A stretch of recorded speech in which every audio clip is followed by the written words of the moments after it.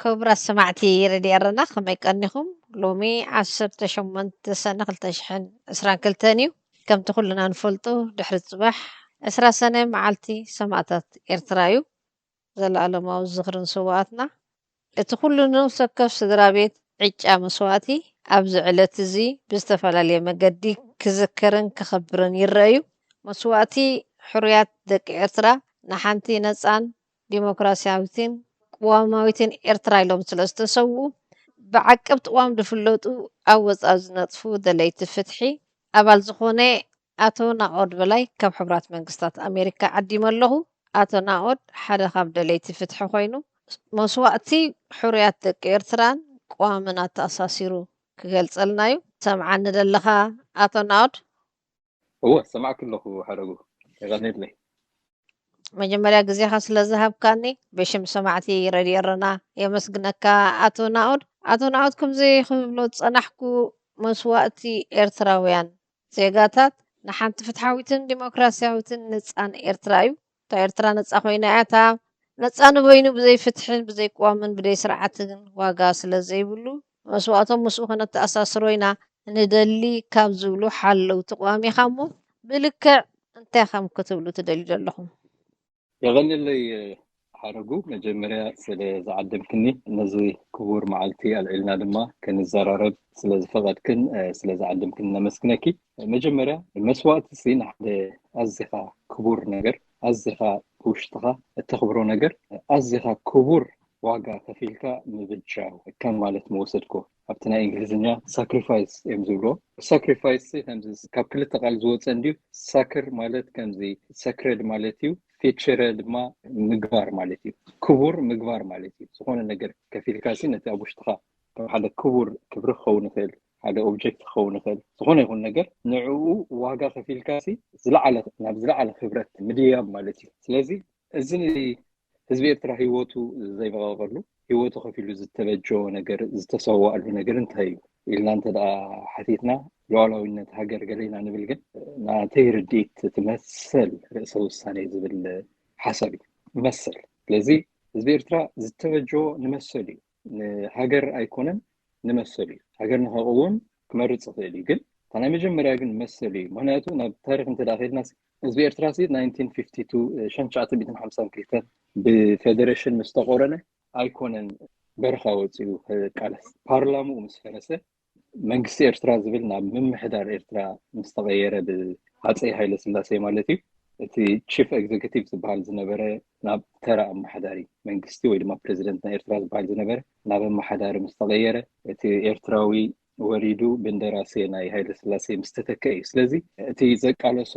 ነገር ሃገር ንምቋም ሃገር ዘይቆምኩ ሃገረይ ተወሲዳ ኢሉ ኣይነበረን። ምክንያቱ ከም ኮምፕሮማይስ እቲ ፌደሬሽን ተቐቢልዎ ነይሩ እዩ። ግን ኣነ ባዕለይ ቆፅለይ ዘውደቕ ኩሉ ናይ ገዛእ ርእሰይ ባይቶ ገይረ እየ ክመሓደር ዝደሊ ዝብል ናይ ጥንቲ ክብሩ እዛ ክብሪ እዚኣ ምስ ተተንከፈት እዩ እዚኣ ሂወተይ እውን ክኸፍለላ ፈቓደኛ እየ፣ እዚኣ ሬድ ላይን እያ ኢሉ ዝተላዕለላ እታ ናይ መሰል ርእሰ ውሳኔ ወይ ድማ እታ ባዕልካ ምምሕዳር ብቆፅሊ ዘውደቕካሉ መንግስቲ ብባይቶካ ምምሕዳር ንሳ ምስ ተረገፀት እዩ እታ ላስት ስትሮ ወይ ድማ ኣብ ኣፍንጭኡ በፂሕዎ ኢለ መበሉ ንገለፅክዎ። ስለዚ ነዚ እቲ መስዋእቲ ከፊሉ ኣቶ ናኦድ እቲ መስዋእትስ ቀንዲ ንመሰሊ እምበር ንመሬት ሓራ ንምውፃእ ኣይኮነን ዲኻ ትብል ኣለኻ? እቲ መስዋእቲ ንመሰል ርእሰ ውሳኔ እዩ። ሕጂ እቲ ህዝቢ ሃገር ይኸውን ደሊ እዚ ፌደሬሽን እዚ ኣፍሪስኩም ሞ ፌደሬሽን ኣፍሪስኩም ፓርላማ መንግስቲ። ምክንያቱ እቲ ፌደሬሽን ምፍራስ ማለት እቲ ፌደራል ሲስተም ምፍራስ እቲ ዲሞክራሲያዊ ስርዓት ኣብ ኤርትራ ዝነበረ ባዕሉ ንባዕሉ ክመሓደር ዘፍቀደ ኣሬንጅመንት እዩ ፈሪሱ ማለት እዩ። ፌደሬሽን ፈሪሱ ክንብል ከለና ስለዚ እሱ ምስ ተፈረሰ እዩ ኣይ ቲንክ ህዝቢ ኤርትራ ንቃልሲ ወፅኡ እምበር ኤርትራ ሃገር ንምንታይ ዘይኮነት ኢሉ ንቃልሲ ተዝወፅ ነይሩ ኣይ ቲንክ 1952 እዩ መወፅእ 1952 ብፌደሬሽን ክትተኣሳሰር ከላ ብናይ ውሳኔ ናይ ዩኤን ህዝቢ ኤርትራ ኮምፕሮማይስ ገይሩ ተቐቢልዎ ነይሩ እዩ። ድሓን ናይ ገዛእ ርእሰይ መንግስቲ ክሳብ ዘለኒ ኦኬ ኢሉ ተቐቢልዎ ይኸይድ ነይሩ እዩ። መንግስቱ ምስ ኣፍረስሉ ግን እቲ ኤርትራዊ ዝኾነ መንግስቲ ኣብ ፓርላማ እዩ እቲ ብረታዊ ቃልሲ ኣላ ኢሉ ክቃለስ ጀሚሩ ዝብል ርድኢት እዩ ዘለኒ። ካልእ ርእሳ ዝኸኣለታ ርእሲ ኮይና ካብቲ ቀንዲ ርእስና ከይተውፅኣና ካብዚ ናይዚ ዕለት እዚ መልእኽቲ ከይተውፅኣና ንሳንስ ገራም ማለት ተቃልስስ ኣብቲ ግዜ እቲ ሒዝዎ ዝተበገሰ ንቕሓትን ደረጃን ተሳትፎ ናይቲ ህዝብን ብግዜታት እውን ዝፈላለ ክኸውን ስለ ዝኽእል ቁርብ ክትነውሓናዮ እሞ ኣተናወር ነዛ 20 ሰነን መስዋእትን እስኻ ምስ መሰል ቀንዲ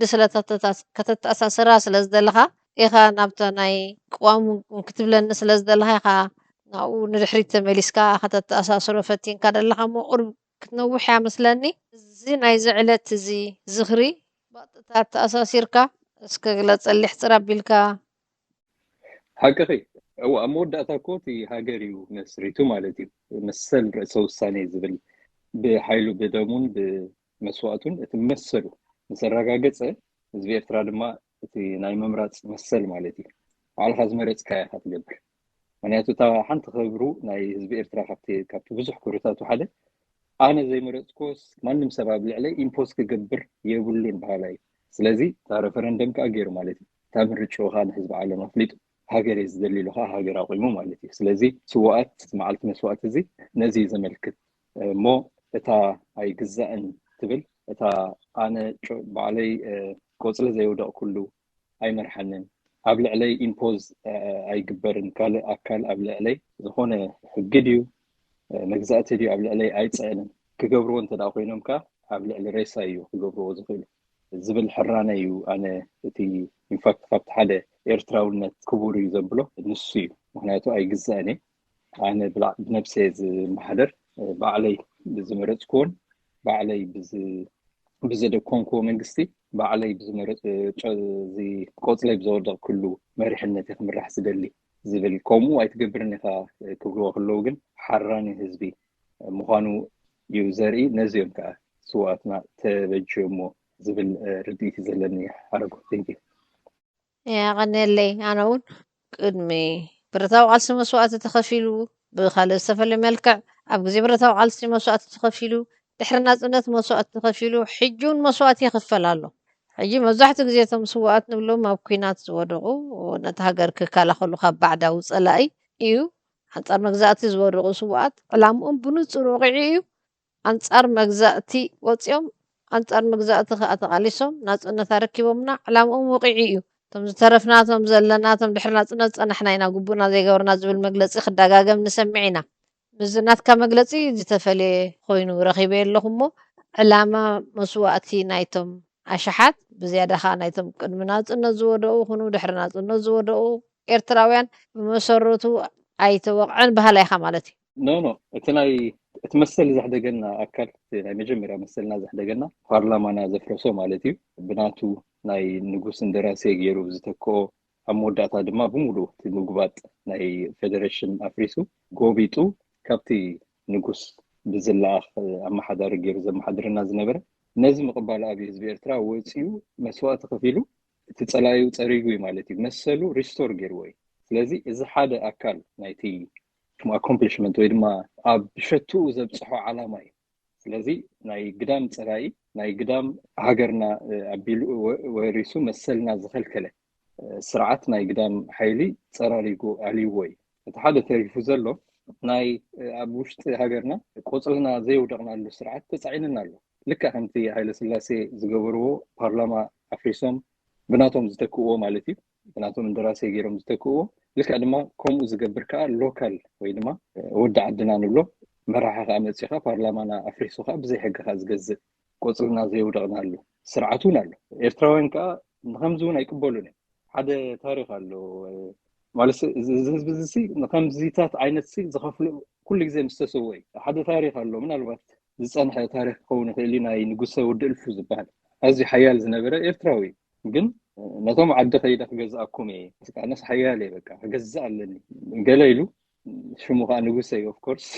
ስለዚ ምናልባት ኣደይ እውን ንጉስ ክትከውን ኢኻ ኢላትኒ ዝብል ስምዒቱ ነይርዎ ክኸውን ይኽእል ኣይፈልጥን ደስ ብውሽጡ ንጉስ ኩን ዝብል ሓይሊ እዩ ዘለዎ ብውሽጡ እጂ እቶም ህዝቢ ክገዝኦም ኢሉ ሸፊቱ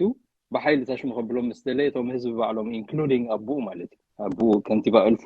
ንዓዳ ግደፍ ክትገዝእ ተደለካስ ክትገዝእ ትኽእል ኢኻ ይፍቀደካ እዩ ግን ንዓሞ ብባይቶ ተመሪፅካ ቆፅልና ነውድቀልካ ሽዑ ትመርሕ ካብ ዝወፃኢ ግን ክትገዝእ ኣይትኽእልን ኢኻ ኣይፋልካን ኢሎም ነኖ ይገዝእ ኢሉ ኢንሲስት ምስ ገበረ ኩናት ገጢሞም ኣቡኡን እቶም ደቂ ተዓድን በቲ ሓደ ወገን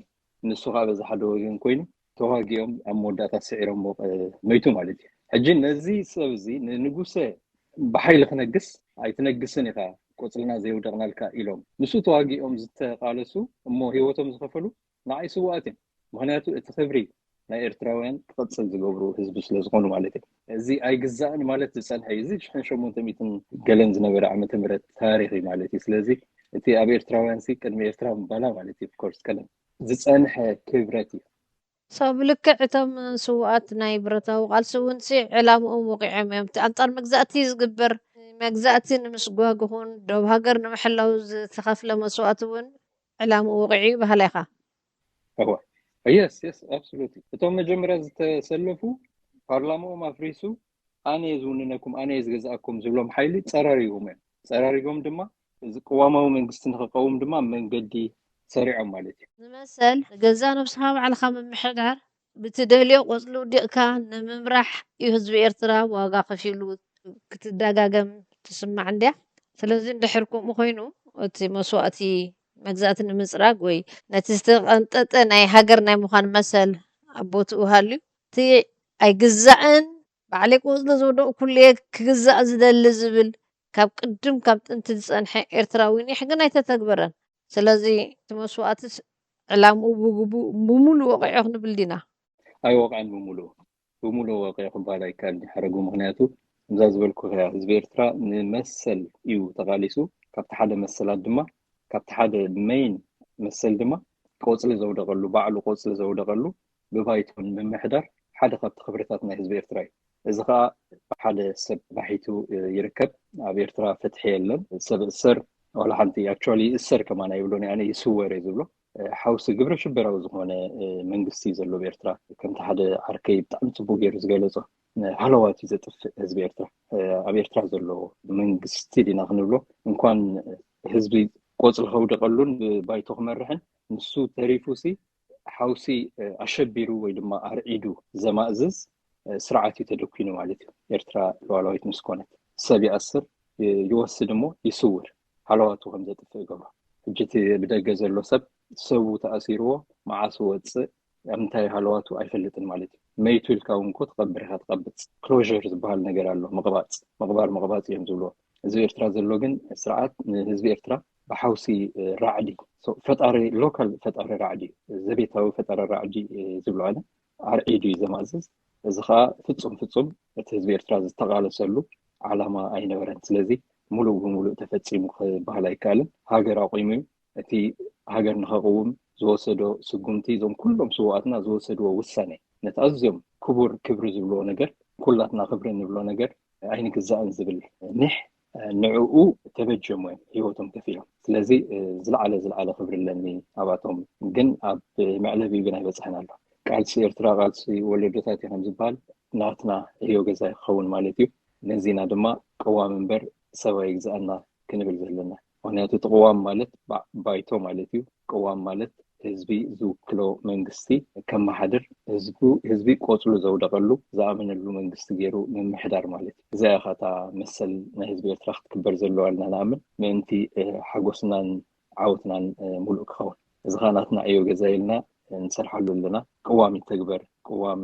እምበር ሰብኣይ ምርሓና ኣይግዛእና ዝብል ጭርሖ ሒዝና ንቅድሚት ንቃለስ ኣለና ቴንክ ዩ እዚ ድምፂ ራድዮ ኤረና እዩ ከምዚ ክትነግረን ዝፀናሕካ ከምዚ ቅድሚ ሓደ ዘመን ናይ በዓል ንጉሰ ወዲ እልፉ ድሕሪኡ ናይ ግዜ ፌደሬሽን ትጠቅስ ነርካ ናይ 52 ዝተገብረ ጎበጣ ኣብ ልዕሊ ኤርትራ ህዝቢ ኤርትራ ከምዚ መሰሉ ንምርግጋፅ ብርክ ዝበለ ንቕሓት ነይርዎ ድሕሪኡ ዝተሓተቶ መስዋእቲ እውን ምስ ብዙሑን ምስ ዓቕሙን ርኢኻ ብጣዕሚ ከቢድ ንንኡስ ወከፍ ስድራ መስዋእቲ ካብ ብዙሑን ዓይነቱን ብጣዕሚ ስድራ ቤታት ገዝእን ዘዕፅወ ወይ ብዘይ ኣሚን ወይ ብዘይ ውላድ ዘትረፈ ሓት ስድራ ቤታት ዘፅነተ መስዋእቲ ክሳብ ሕጂ ይቕፅል ኣሎ ኣብ ህዝቢ ኤርትራ እንተደኣ እቲ ንቕሓት ንመሰልካ ዝብል ንቕሓት ካብ ቅድም ነይሩ ምስ ናይ ሕጂ ወዳዲርካስ እቲ ንቕሓት ሕጂ በናይ ደረጃ ክበፅሕ ነይርዎ እቲ ንመሰልካ መስዋእቲ ምኽፋልከ ሕጂ ከም ንሪኦ እቲ ብግብሪ ንሪኦ ዘለና ግን هاجر توريرا بزبهال كل يزتس أبتين مثل كان بالجن زغفل مسواتي مزف اللي قديم كاز نجر كان ناي كرمي ميت زمن ناي وعال نقصن بس ناي وعال جزء فدرشين أنا ودا ديركا اسكت نات كان يلكع جام تايو كمتين هاجر نمكل خالزولون حسي مثل كان ويقام كان متجبرك الله دي تنقحت نابنت بيتودد كوميلو مسوات نكفل لنا نحنا حجون ديمقراطية هدي أشحات كنكفلينا قبل نيرو حونا برهان برهون كومو بيجبون نفلطمتم كالوتم كومو تمزوز أسيرهم زلون كومو بدرجة هزبي الزارب دلهم بدرجة والقسم كم زي كون يا أخي كانت صار الكادلي I think رمز بالكيو بيتودد جنرال بيتودد أورها كوميليو تأثيره كومون G15 ون at least تي هاي الدرو زجبرو انترفيو قوام كافة جنينيو مس إثيوبيا زلنا كونتات عم على بيبتحيو دحر حجزناي جوب قداي نوح جزيهم كوسد خيلي توساني لذي عقب سلامات يمالو تي وعل تفراري من لنا حجي قداينا نقبر نوح جزي زون زفنايو ناي كونستيشن ناي قوام قداي سلزلو نابونا بالحج أنا زي نقبر ين عد زخيت زلو إذا ناي كلاتنا حزبي حلفنت إلو إذا حلفنت زي أشكي مينو هيدو مالتي نسمر خير كله طب جيرمنز قبر أخيبا مالتي أوني رقاتامي أو غازيتي نعت مديبه هاي الدرو انت دا كوميلو من الوقت ناي G15 كم نفس كوفم كم واي سمعنا نغون جد مساعتهم سلاز نبرة تمساس علي طلبين روم زبل امنت علنا انا كتصيلو ودع علين مسبت صوتون زبقسو طلبون نسو نيرو قوامي تكبر البوليتيكا اسرات يفتحوا زبل حطوي سلازي بالتفر اللي يجزي بزحات سبات واقع خفيلهم يمزيومون نتي زنبرة قال سنايلو على النت بالحرية دما ناي مسل ناي جزات حقي بعل حزب إرترا ببعلو ببايتو بقوصل زود قالو بيحنتي مرح تبل ناي تنتي كبرو ناي تنتي طلبو كابتن تجميرو واقع زغفل الله كبرو نعا آيم تسويهم تمسوها زياتهم سلازي بغط علي كوم واقع نكفلنا الزلو سرعات أزيو بزح resources and جنزبن هلخ أب security أبقى نعم مسواتي وفينا دي كنا نسق الدلنا أتانا أود أبتهزب خبر كله نابنت بيتودد سلمتاي تأثيرو أي بلد كل زي ما راح تخمز الصور كله تزبي وسعيبو سلام وصل فدي تقبر مسواتي زي زخفل بيجاز خبونون أو أسركم على نايلو حجبو درجة خطركونا خلها سي نخمز عينات مسواتي أم مخفالك بس إحنا دينا درجة ولا روحو كيكات كاس مستنكبة بينا زلها هجرات وعلى السودان على صوماليا على جيبوتي إثيوبيا أول دير كاسي تياب زياد بس إحنا نخفلا مسوءة نبك ألا مخنيات سي رديهنا لا دي أنت تشقر فليتنا يلا نادينا نبرهي اللي هو بزناتي قم تفلي ريتو تلك خاقصم عمد هو جت في اللي انتو حرقو اب سودان سيفل سوسايتيز وي دما خمزي ناي دكتورات محبر ناي حاخاي محبر ناي طبقات محبر ناي تفلاليو سيفل سوسايتيز الو انت منغستي كمزي مايكرو مانج زي قبرهم بسلام بقلن زي بلوم مالتي ስለዚህ زيهم كوادا دبو سلاماو سلف قبرو طلباتهم كقربو اي كبدومن انترنت الو كوميونيكيشن አለው ወላ አንተ ታሽሙ ይብሉ እዚ ኤርትራ ዘሎ ስርዓት ወላ ኢትዮጵያም ኮሞ ማለት ኢንተርኔት አለው ናይ ሲቪል ሶሳይቲስ አለው ናይ ዝሰርሕ ኮንስቲቱሽን አለው ፉል ዲሞክራሲ ገለኳተ ዘይ ይበልና አትሊስት ኢንፍራስትራክቸር ናይ ቤት ፍርዲ ናይ ፓርላማ ናይ መንግስቲ ታሽሙሉ አሲሮ ታሲርካ አይት ሃልዋትካ አይጠፈን አብ ኢትዮጵያ ማለት እዩ ስለዚ እቲ መንግስቲ እቲ ህዝቢ ክዋዳደብ ይኽእል እዩ ሰላማዊ ሰልፍ ክገብር ጠለባቱ ክቀርብ ኣብ ኤርትራ ከምኡ ዝበሃል ነገር የለን ናይ መናእሰያት ማሕበር መንግስቲ ብስላም ብገለን ትሕቲ መጀመርያ ዝኾነ ክውደብ እንተዳ ፈቲኑኻ ኦልሬዲ ኣቢሉ ኣሎ ምክንያቱ ኣዝዩ ዝተራቐቐ ስላይ ኣብቲ ሕብረተሰብ ስለ ዘእትዎ ማለት እዩ ካብ መጀመርዩ ከምኡ ገይሩ ስለ ዝሰርዖ ናቱ ሰርቫይቫል ናይቲ ስርዓት ሰርቫይቫል ወይ ድማ ምስራርሲ كم قدامي يوغزو حيزو بزح ريسورسز بزح ገንዘብ ይዘጥፋሉ ኢንተርኔት የለን ንምንታይ መስለክ ያሐረጉ ኢንተርኔት የለ በኤርትራ እዚ ሁሉ ፋይበር ኦፕቲክ ኢንፍራስትራክቸር ናይ ኮሚኒኬሽን በኤርትራ ቢሊ ይሓልፍ ኩላቶም ከብሉ ከለው መንግስቲ ኤርትራ አይድልን ይል ምክንያቱ ፈልጥ እዩ ህዝቢ ኤርትራ ካብ ኩሉ ነጽሉ ካብ ሓበሬታ ነጽሉ ንሱ ዝኸልሶ ፕሮፓጋንዳ ጥራሕ እዩ ክኸልሶ ዝደሊ ስለዚህ በዚ ምክንያት እቲ ህዝቢ ክልዓል ይኸብዶ ማለት እዩ ክልዓል ሓደ ህዱን كنت أمامنا هو كزاراربن كوالادبني خبدو السو سلاز خبدو يبل جن معلت خمتسيو كم زيلو ساينبرني مثلك بعلኻ ንኽትግዛእ ቋምካ ንኽትተክል ዘሎ ድሌትን ባህግን ንቕሓትን ኣብ ቦትኡ እዩ ዘሎ ባህላ ኢኻ ወይ ይቕፅል እዩ ዘሎ ኣብ ተዳኸመ ፅቡቅ ደረጃ እዩ ዘሎ ባህላ ኢኻ አቦቱ ዘሎ በቲ ፕሮፓጋንዳ ግን ሃገራዊ ሓደጋ ዘላ ፀላእ ኣለና ኩሉ ግዜ ቶም ውልቀ መልእክቲ ዝጥቀሙላ ማንዋል ኣላ እዛ ማንዋል እዚኣ ኸ እንተ ሰነፍ እንተደኣ ኮንካ ሰነፍ መንግስቲ ተኾንካ ኣብ ውሽጢ ዓዲ ብዙሕ ማለት ስራሕ ዘይብሉ ህዝቢ እንዳበዝሐ ክኸይድ ከሎ ከምዚታት ዋላ ካልኦት ሃገራት ከምኡ ገብሩ ናይ ወፃኢ ፀላኢ ይፈጥሩ እሞ ነቲ ህዝቢ ኣእምሮ ቢስ ይገብርዎ ማለት እዩ ኤርትራ ኩሉ ግዜ ናይ ወፃኢ ታሽሙለዋ ኣሜሪካ ክትጎብጠና ትደሊ ወያኔ ክጎብጠና እዩ ዝደሊ ዘላሎም ከምኡ ክብል ነቢሩ ሰብ እዮም ሓረጉ ሓንቲ ሃገርሲ ሃገር ካብ ትኸውን 30 ዓመት ሃገራስ ዋላ ሓንቲ በቃ እዛ ሃገር እዚኣስ ክንሕልዋ ኢና ንነብር ኢሉ ነቲ መንእሰይ ብምሉ ኣብ ሚሊተሪ ዓስኪሩ ኖ ዴቨሎፕመንት ዋትሶኤቨር እዚኣ ትበሃል ዝኾነ ናይ ኢኮኖሚ ድዩ ናይ ገለ ዋላ ሓንቲ ታሽሙ ብጀካ ስደተኛ ምፍራይ ስለዚ ከምዚ ዓይነት ስርዓት ሰርቫይቭ ንክገብር ክሰርር እንተኮይኑ ናይ ወፃኢ ፀላኢ ዝፈጥረሉ ህዝቢ ኤርትራ ከዓ እታ ሃገሩ ከመይ ከም ዝፈትዋ ስለ ዝፈልጥ ብዙሕ ዋጋ ከፊሉ ብሌን ዓይኑ ዝሪኣ ምዃና ስለ ዝፈልጥ በኣ እዩ ዝመፁ ንዓ ጅሆ ሒዙ ህዝቢ ኤርትራ ከዓ ጅሆ ሒዝወሎ ማለት እዩ ነቲ ሃገር ሒዙ ከምዚ ውላድካ እንተዳ ሓደ ሰብ ጅሆ ሒዝልካሲ ሓደ ገበነኛ ሰብ ውላድካ እንተዳ ሒዝልካስ ኣይትትኩሰሉ ኣይተብለሉ ምክንያቱ ንዕኡ ክትኣሊ ክትብል ነቲ ውላድካ ከይትልክም ክትብል ስለዚ እታ ክብርቲ ዝኾነት ሃገርና ሒዙ ሙላትና ሙሉእ ህዝቢ ኤርትራ ጅሆ ሒዝልና ይርከብ ክንባላሓት ኣለና ካብዚ ክንወፅፅ ክንባላሓት ኣለና ምክንያቱ ከምዚ ኢልካሲ ናብራን ብርሰት መስዋእቲ ህዝቢ ኤርትራ ዘፅነተ ገዛውቲ ዘዕፀወ ደትከ ዘስደደ ገሊኦም ካብ ልክዕ ንላዕሊ ዘይግብኦ እዩ ኣይግባእን እዩ ሰብ ክንዲ መስዋእቲ ክንከፍል ኣይግባእናን እዩ ነይሩ ሰባት ዝፈጠርዎ እዮም መስዋእቲ እውን ሰባት ዝፈጠርዎ እዮም ዝብሉ ኣለዉ እሞ ትሰማማዕ ዲኻ ምዚ እቲ ንሃገር ሓራ ንምውፃእ ሉዓላዊት ሃገር ንምግባር ዝተኸፈለ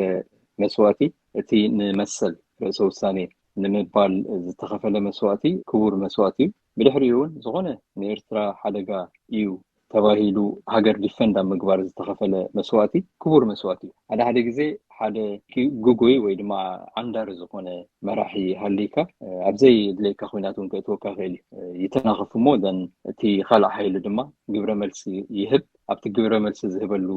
ግዜ ናብ ሃገርካ ከኣቱ ክእል ከም ግብረ መልሲ መፂሱ ከኣቱ ክእል እዚ ሃገርካ ከኣቱ ከሎ ዲፈንድ ክትገብር ኢኻ ኣብዚ ኩናት ዝስኡ ኤርትራውያን ሃገሮም እዮም ዲፈንድ ዝገብሩ ዘለዉ ዋላ እኳ ብዓንዳር ፖሊሲ ናይቲ መራሒ ዝተቐስቀሰ ኩናት እውን ክኸውን ክእል እዩ ግን እቶም ሓይልታት ምክልኻል ኤርትራ ንኣብነት they're doing their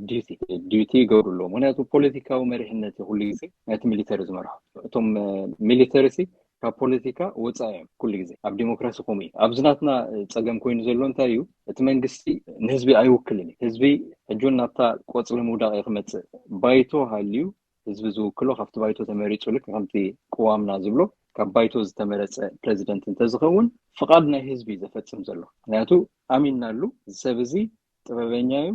ልቦና ኣለዎ ኣድላይ እንተዘይኮይኑ ኣብ ኩናት ኣይትወናኒ ደቅኹም ሃቡኒ ኣይብለናኒ ኢልና ኢና ንሸሞ ዘለና ቆፅልና ነውድቐሉ ዘለና ስለዚ እቶም ሚሊተሪ ክእዘዝዎ ዋላ ቅዋም የገድዶም ቅዋም ማለት ድማ ፍቃድ ህዝቢ ማለት እዩ እዚ ህዝቢ እንታይ ዝብል ኣብቲ ቅዋም ሓይልታት ምክልኻል ኤርትራ ንቅዋምን ቅዋም መሰረት ገይሩ ንዝቆመ መንግስትን ምእዙዛት ይኾኑ ይብል ኣብቲ ናይ ፕሬዚደንት ስልጣን ድማ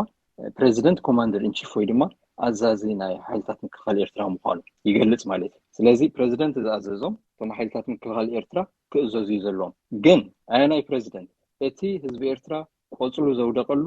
ፕሬዚደንት ካብ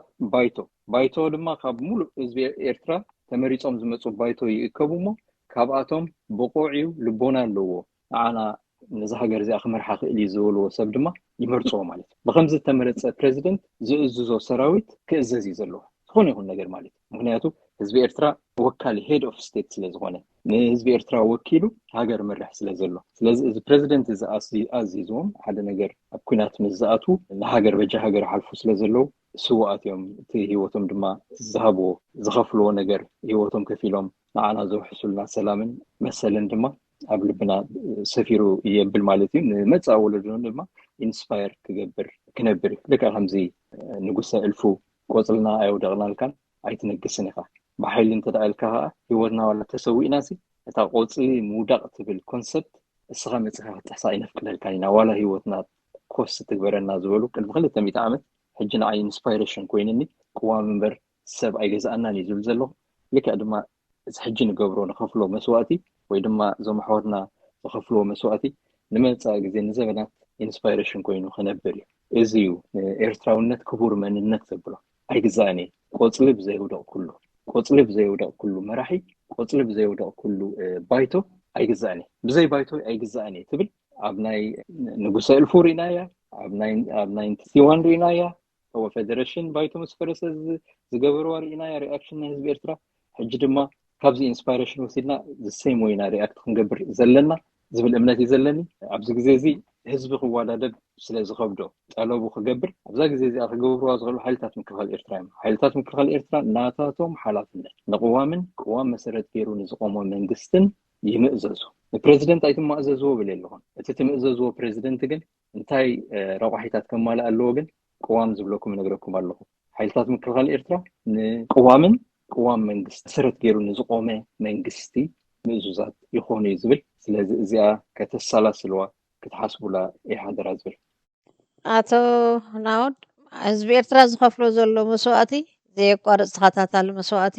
ፍቓድ ናይ ህዝቢ ዘለዎ ንክኸውን ኢኻ ንሓይልታት ምክልኻል ኤርትራን ኩሉ ናይ ፀጥታ ትካላትን ፃውዒት ትገብር ዘለኻ እሞ እስኻ ካብቶም ሓለውቲ ቅዋም ወይ ሓብሓብቲ ቅዋም ተባሂሎም ኣብዚ ደገ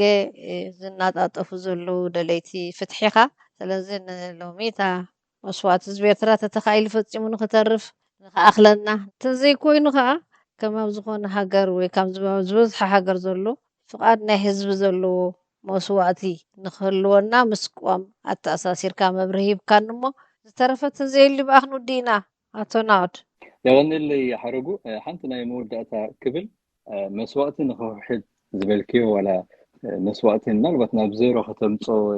اي كال نخون قل